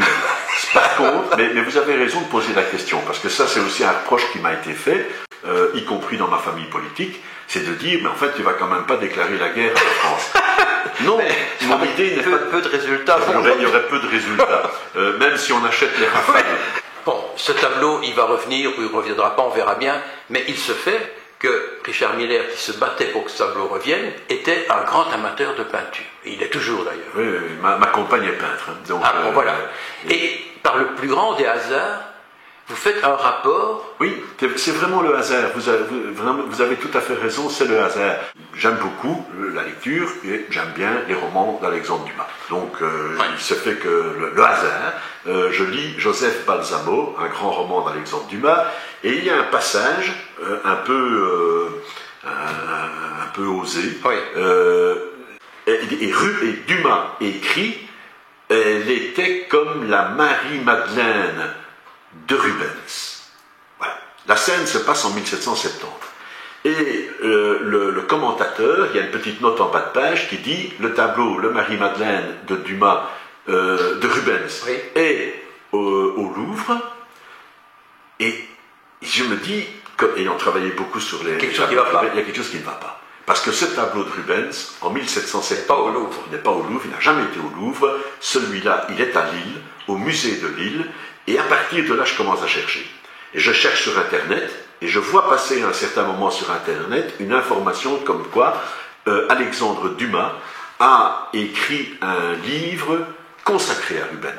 Et donc je vois que ce livre a existé, je le cherche, impossible à trouver, et finalement je me tourne vers la Bibliothèque nationale de France. Et là, chapeau, pour une fois, les Français, bon voilà, je prends contact avec eux. On arrête la guerre, on fait la paix. Ouais, donc là, on refait la paix. Et ils me répondent le lendemain par mail en disant « Oui, nous possédons ce livre.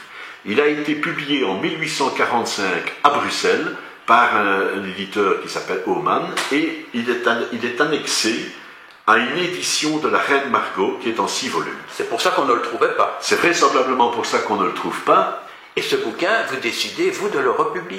Oui, j'ai donc pris les contacts nécessaires, encore une fois, avec la Bibliothèque nationale de France, qui m'ont dit, écoutez, il n'y a pas de problème, il faut une présentation, une introduction, il faut tout redactylographier, et il n'y a pas de droit à payer. Ah. Et donc, j'ai payé 40 € pour avoir le texte scanné, c'est ce que j'ai fait. Il me faut une introduction, et alors je me tourne vers le dramaturge Jean-François Villot, dont la première pièce de théâtre intitulée Gustave et Alexandre était consacrée à la vie d'Alexandre Dumas, qui a fait son travail de fin d'études, il l'a consacré également à Alexandre Dumas, et je lui demande une intro, une petite intro, 10-15 pages, etc. Et très très vite, Jean-François Villot revient vers moi en me disant « Il y a une perle dans ce texte de Dumas consacré à Rubens, c'est l'histoire des Ferrets de la Reine. » Donc c'est une aventure éditoriale. C'est un beau départ pour un nouveau bouquin. Ah oui, à la limite même, on pourrait écrire un livre sur le livre. Sur le livre, ah oui. La jeunesse des Trois Mousquetaires est extrêmement mal connue. Et certains commentateurs... Il l'a inventé, on sait, Dumas, et c'est une récurrence chez Dumas, il y a un très gros travail sur les sources historiques. Dumas est quelqu'un qui se documente énormément, qui a lu énormément. Et précisément, par exemple, pour le Comte de Monte Cristo, on connaît les sources d'Alexandre Dumas. Quelle affaire a servi de modèle à Edmond Dantès pour faire le Comte de Monte Cristo. C'est pas le cas pour les Trois Mousquetaires, et ça produit chez les critiques littéraires une interrogation régulière, qui est de savoir, est-ce que finalement Dumas est l'auteur des Trois Mousquetaires? Mais quel rapport alors entre les Trois Mousquetaires et Rubens? Alors le rapport est le suivant, c'est-à-dire que Dumas, qui est d'abord et avant tout un auteur de théâtre, qui a eu un succès énorme en 1830, il est celui qui, avant Victor Hugo, est produit à la Comédie Française et qui fonde la Révolution romantique. Dumas a un vrai succès au théâtre au début des années 1830. Et puis ce succès va aller décroissant, et en 1840, il est obligé de s'exiler de Paris parce qu'il a des problèmes financiers, il a toujours eu des problèmes financiers.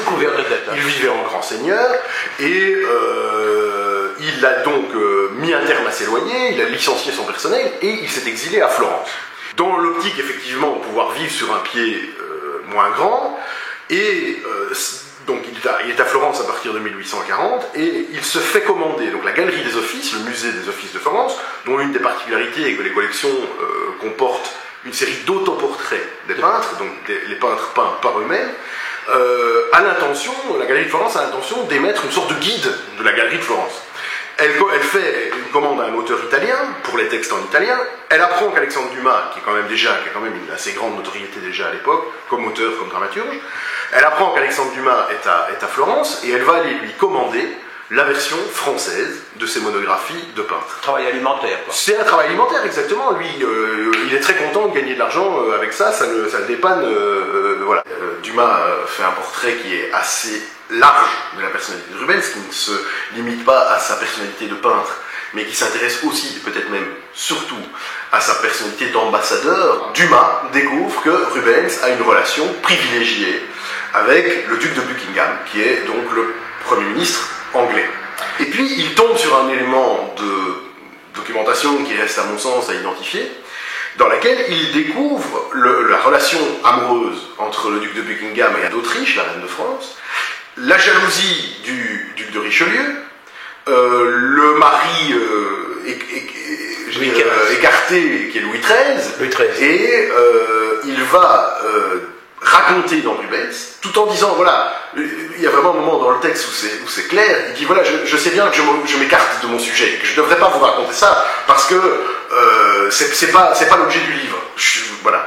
Mais c'est tellement passionnant que je vais vous le raconter. Et il nous raconte pendant 12 pages l'histoire donc, des ferrets de diamants de la reine d'Anne d'Autriche, donc cette fameuse histoire qui est désormais bien connue par les Trois Mousquetaires, selon laquelle Anne d'Autriche aurait fait don de ses ferrets de diamants à Buckingham qui est reparti avec en Angleterre, et que Richelieu, étant informé de ce don, a suggéré à Louis XIII qu'il demande à la reine de paraître au bal avec ces fameux ferrets qu'elle n'avait plus. Pour la déshonorer, quoi. Pour la déshonorer, exactement. Voilà. Et alors elle envoie un mousquetaire. Et alors, dans le roman, elle envoie un mousquetaire. Qui revient avec les ferrets au dernier moment. D'Artagnan appelle la reine. Et puis, voilà, D'Artagnan sauve la reine. Sauve l'honneur de la reine et sauve dans les Trois Mousquetaires. Et... Ce bouquin qui sort maintenant, au CEP, et qui s'appelle Rubens, qui est une réédition de l'ancien Rubens Alexandre Dumas. C'est quoi? Je pense que d'abord et avant tout, c'est un très très joli récit fait à la Dumas, c'est vivant, c'est coloré, c'est un très beau portrait de Rubens qui lui rend plein d'hommages. Enfin, c'est un peu, j'ai envie de dire, c'est un peu le propos qu'on pourrait tenir sur toutes les œuvres de Dumas. C'est-à-dire que quand on a lu Les Trois Mousquetaires, on a envie de s'intéresser à Louis XIII, à Anne d'Autriche, on a envie d'aller au Louvre voir des tableaux, on a envie d'aller à Versailles visiter le château. Ben, je dirais que c'est une superbe mise en bouche. Voilà. Dumas était un auteur populaire et il voulait l'être. Et donc c'est une très bonne introduction. Je pense que le grand spécialiste de Rubens va pas faire de découvertes transcendantes là-dedans, mais je pense que pour le grand public, c'est un ouvrage formidable. L'écrivain belge Paul Nouget n'était pas un grand romancier, ni même un grand essayiste. Pourtant, il a écrit, surtout dans les années 1920-1930, des milliers de pages, alors des poèmes, des tracts, des préfaces, des manifestes, des chroniques, des invectives. Mais le plus souvent, hélas, sans les publier. Il préférait bien rester dans l'ombre tout en étant l'un des premiers instigateurs du mouvement surréaliste belge. Ami intime de Malgrite, il fréquentait tous les grands noms qui se réunissaient dans le cabaret bruxellois de la Petite Fleur, en papier doré, Scrutener, Souris, Gueman, etc. Il connaissait aussi, bien sûr, les Français, Louis Aragon, Paul Éluard, et bien évidemment, leur pape, André Breton.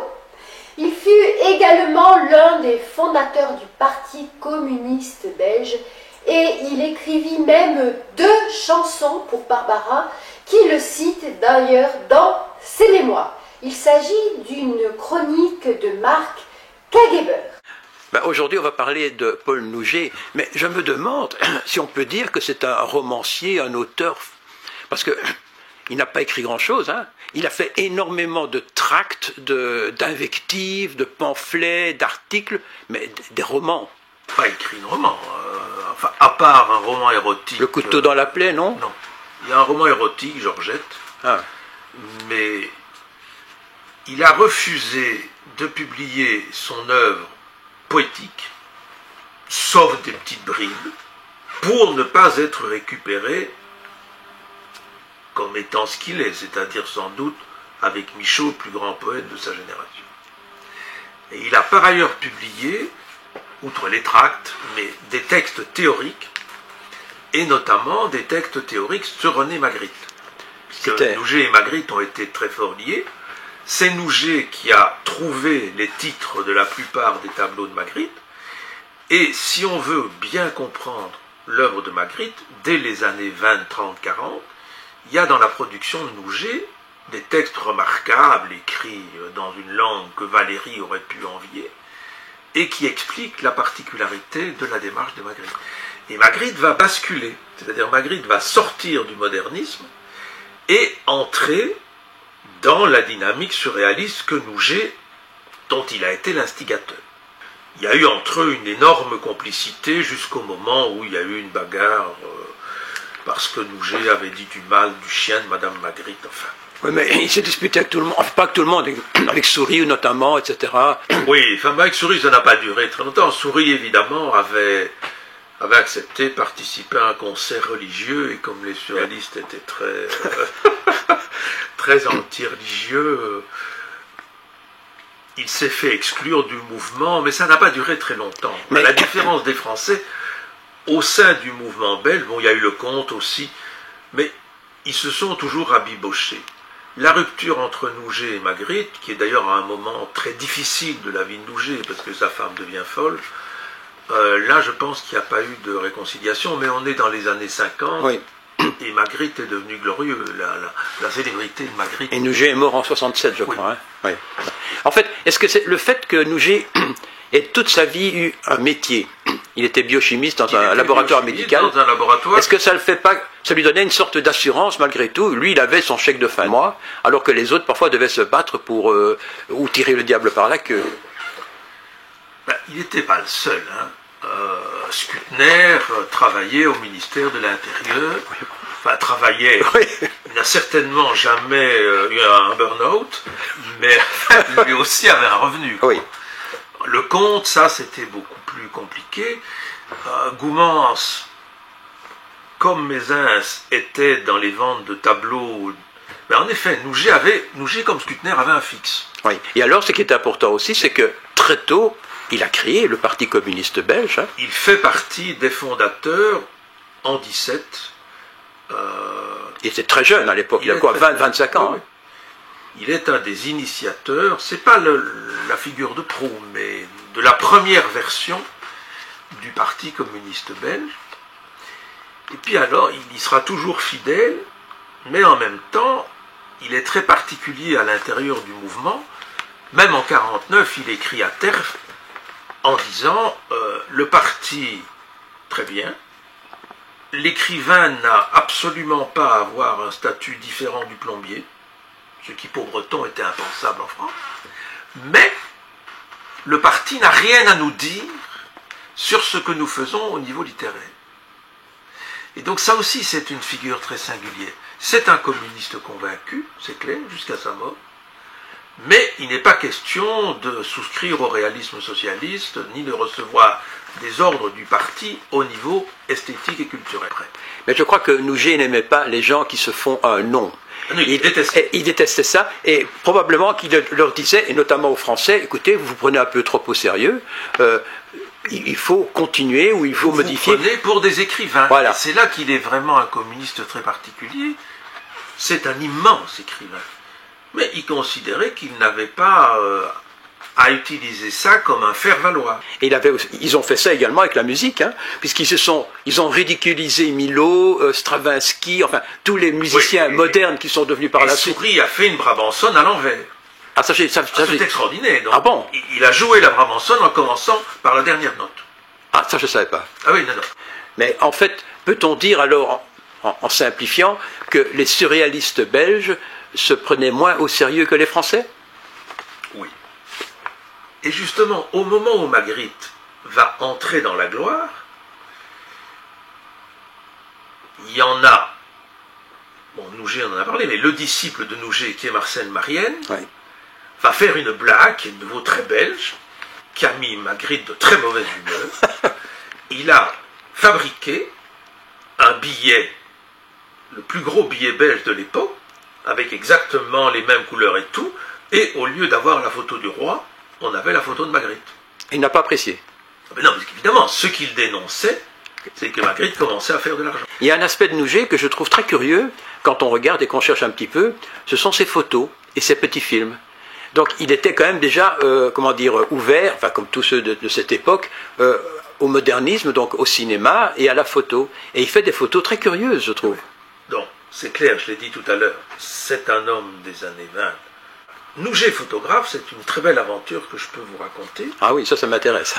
Donc, il y a un livre que Marcel Marienne, comme toujours, a fait paraître, qui s'appelle Subversion des images. Il était éditeur, Marcel Marienne, alors. Oui. De quel... Donc il a créé ses propres éditions, Les Lèvres nues, dans lesquelles il a notamment publié les 450 pages de poésie de Nouget, les 300 pages de théorie de Nouget, le journal de Nouget, l'extraordinaire poème érotique hymne esquisse d'un hymne à Marthe Beauvoisin. Qui était qui? Sa deuxième femme, qu'il écrit au moment où elle perd la tête. Les cartes transparentes qui sont écrites pour une pianiste qui jouait rue du Pépin, où Barbara a connu Nouget. Quand Barbara dit dans ses mémoires le poète, c'est Nouget. Il a écrit 2 chansons pour Barbara. Oui, je sais. Est-ce qu'on les retrouve encore? Oh, je pense qu'on peut les retrouver. Mais donc, dans ses mémoires, quand elle dit le poète, c'est Nouget. Et donc, il y a un livre, très beau livre, texte et images, subversion des images, où on voit en effet une des femmes sur une cheminée. Et dans les années 80, je rachète à Marcel Marienne les négatifs, qui sont dans un état épouvantable. Et c'est l'époque où, parmi mes collaborateurs ici, il y a un des plus grands photographes belges vivants qui s'appelle Marc Trivier. Et 2-3 mois après que j'ai confié à Marc les 17 négatifs, puis il y en a 18, il y en a un qui est perdu. Et il me téléphone, et il me dit, mais c'est incroyable, c'est un des plus grands photographes du XXe siècle. Il est arrivé à montrer qu'il y a un travail dans chacune de ces photos sur la lumière qui est exceptionnel, et qui est d'un des plus grands photographes du XXe siècle, qui de nouveau a tout fait pour qu'on ne le sache pas. Quelle est la place alors en définitive de Nouget dans la littérature du XXe? C'est une des plus grandes figures que la Belgique ait produite, c'est une des plus singulières, puisqu'évidemment, il a tout fait pour ne pas être récupéré. C'est un très grand poète, c'est un très grand théoricien, c'est un très grand photographe, et en même temps, il restera toujours insaisissable, ce qu'il a voulu. Et peu connu. Oui, enfin connu de peu de monde. J'ai accoutumé depuis longtemps de me lever un peu avant l'aube, pour surprendre, dans l'instant qui va suivre, ce qu'il adviendra de la nuit. Elle est là, contre mon visage. Elle a tout pris.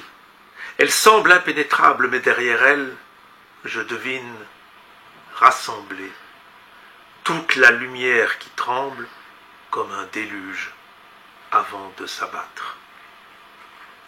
D'abord, la nuit résiste à cette pression des grandes eaux éblouissantes, mais poreuse, et dans ses profondeurs, elle laisse enfin sointer doucement quelque clarté laiteuse qui s'étend, tache de phosphore, et commence d'engendrer l'espace.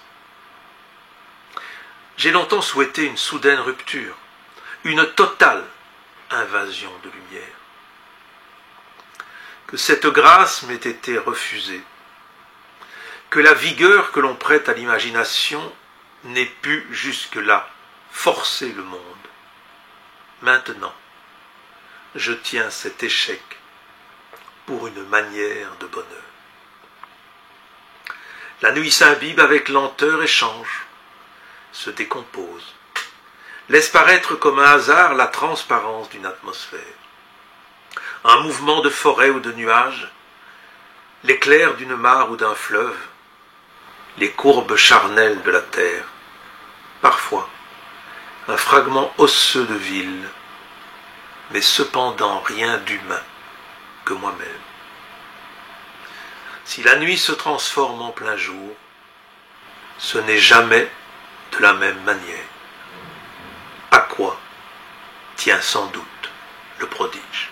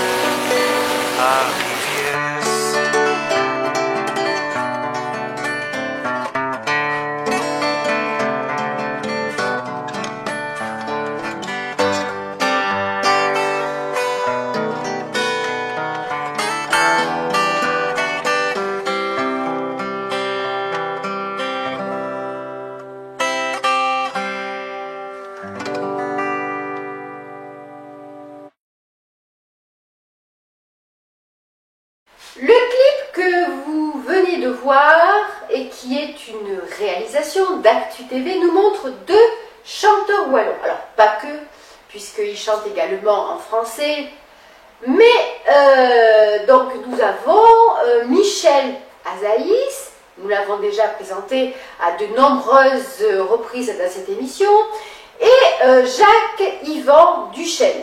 Ce dernier chante en wallon depuis près de 50 ans et en fait, on va dire, depuis sa première apparition dans un festival de Bastogne en 1972. Si nous en parlons aujourd'hui, c'est parce qu'il repart cette année avec Michel Azaïs à la conquête du public avec un spectacle dont tous les spécialistes louent déjà la qualité, Albas Les Haves. Alors, pardon, pour la prononciation, la traduction, c'est le passage des oies sauvages. Il s'agit d'un reportage signé Edmé de Havé sur les lieux du tournage du clip que nous venons de voir au Moulin de la Fosse à Mané, en province de Luxembourg. Bonjour, Jacques-Yvan Duchesne. Tu as commencé très jeune, hein, à 4 ans. À 4 ans. Ouais. Et donc tu t'es mesuré tout de suite avec pas mal d'instruments. J'ai commencé par le piano et le solfège. Et puis après, je me suis mis à d'autres trucs. J'ai appris la guitare tout seul, puis d'autres contrebasses, accordéon, d'autres machins. Quoi. Quant à être connu, cette vieille imbécilité de la réussite. Ouais. Je veux dire, c'est comme demander à un ébéniste s'il n'a pas envie d'être Ikea. Quoi. Je veux dire non, moi je préfère faire mes petits trucs artisanaux que d'essayer d'être connu. Voilà. Mais dans le monde de la musique, les musiciens, eux, te connaissent. Parce que tu es un arrangeur, tu fais un tas de choses. Ouais. Mais donc, oui, c'est travailler dans l'ombre, mais c'est toujours travailler, c'est faire ce que j'aime faire. Et puis alors, bon, comme c'est vrai que c'est pas facile, même si on est plein de talent, ça ne paye pas toujours. Donc, il semblerait que tu aies travaillé comme femme d'ouvrage dans les cafés où tu te produisais. Ouais. Et plongeur dans les restos où tu faisais la manche. C'est ça. Oui. J'ai été pompiste aussi, laveur de vitres. On parle de Jacques-Yvan Duchesne en tant qu'arrangeur connu du milieu des musiciens, mais en 1980, il a quand même été un auteur-compositeur, chanteur qui a gagné le festival de Spa, au même titre que Francis Cabrel, Renaud, des gens comme ça, et que Dudu a fait donc le tour du monde avec toute cette équipe d'auteurs-compositeurs, et on rigolait parce qu'il me disait qu'eux avaient toute une armée d'attachés de presse et lui allait dans les grands hôtels, on venait le chercher avec la voiture, le chauffeur. Et voilà, monsieur Jacques-Yvan Duchesne est quand même un auteur de chansons formidable, voilà, qui a été très important vers 1980. Tout le monde s'en souvient en tout cas. Michel Azaïs nous a donc précisé des choses très intéressantes à ton sujet, que tu ne voulais pas nous dire, mais il faut quand même aussi attirer l'attention sur le fait que ton look ne passait pas et ne passe toujours pas inaperçu. Tu as été surnommé l'Indien, le Comanche, l'Iroquois, ou le Huron, je ne sais pas. Le Huron, mais quand même, on pouvait te dédier une phrase d'Achille Chavez qui disait « Un vieux peau rouge qui ne marchera jamais dans une file indienne ».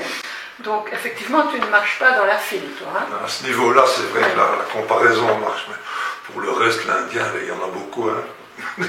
Oui, mais une musique de révolté, quand même, non? Oui, une musique avec ses tripes, quoi, c'est tout. Parce que moi, j'ai lu quelque part que parfois tu chantais très fort avec hargne. Mais moi, j'ai écouté certaines de tes chansons et je trouve qu'on y trouve beaucoup de tendresse. Donc il y a une sorte d'ambivalence. Hein, non, l'un n'empêche pas l'autre. Hein. On peut être un peu révolté et tendre en même temps. Oui. Beaucoup de tes textes sont en fait très, très sensibles, très délicats, on va dire. Et comme moi, quoi. Comme toi. Et tu pourrais certainement les publier sous forme de recueil parce que je pense que ça intéresserait les gens qui ne t'ont pas rencontré au travers de la musique ou de la chanson. Je crois que te découvrir en lecture déjà leur donnerait quelque chose. Ça ne m'est jamais venu à l'esprit, mais on pourrait l'envisager. Oui, mais ça pourrait éviter aussi de le cataloguer dans uniquement le chanteur wallon. Tu comprends ce que je veux dire? Parce qu'il fait beaucoup plus que ça. Oui, c'est une partie, le wallon, mais j'y tiens, mais c'est une partie du boulot, oui, bien sûr. Ouais. Mais on va réfléchir à la chose. C'est bien, parce que regarde, il y a ici un texte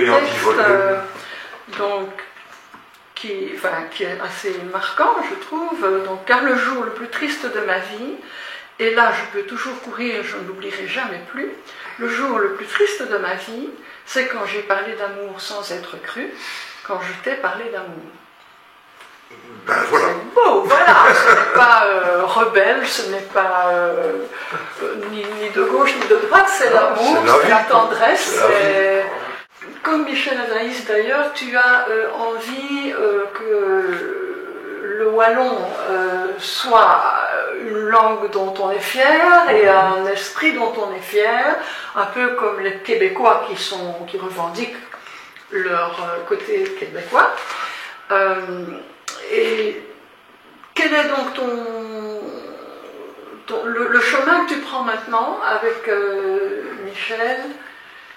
Mais c'est justement de chanter dans notre langue à nous, qui est le wallon, liégeois qui plus est, pas par isolationnisme ou quelque raison que ce soit, simplement pour apporter notre petite pierre. Nous, comme tous les gens qui parlent une belle langue, même si elle n'est pas mondiale, si elle n'est pas reconnue, si on ne l'entend pas à la radio tous les jours, et chacun apporte sa petite pierre à l'édifice. Oui. Voilà. C'est une langue qui se meurt?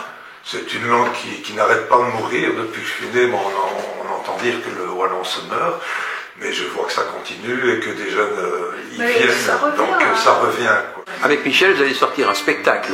Oui, on est en train de tourner ce truc-là, ça s'appelle Alpas des Ao. Ça veut dire quoi? Au passage des oies sauvages, voilà. Où justement on chante nos compositions en wallon, avec nos instruments, et ça se passe bien. On a une chose à préciser malgré tout, c'est qu'il y a dans ce livret, les chansons wallonnes sont traduites en français. Voilà, on a tenu justement à donner la chance quand même aux gens de comprendre un peu le contenu des textes de notre concert. Donc ils peuvent à l'entrée du concert se procurer ce livret avec la playlist, donc c'est la suite des chansons, avec sur la page de gauche le wallon, sur la page de droite la traduction française. Et bien voilà, c'est déjà terminé. Bon, cette émission était un peu plus longue que d'habitude. En fait, nous gagnons chaque année un peu plus de notoriété, si bien que de plus en plus d'amis et d'amis de nos amis nous contactent pour y figurer. Je vous rappelle l'adresse, bien sûr, de notre site, actu-tv.net, l'adresse mail à laquelle vous pouvez nous contacter, baudouin.boutique@skynet.b. Vous savez que toutes les séquences individuelles que vous venez de voir se retrouvent sur notre chaîne YouTube, où nous dépassons presque les 1000 reportages. Ce sera fait le mois prochain. Prochaine émission le dimanche 22 décembre. Bye bye.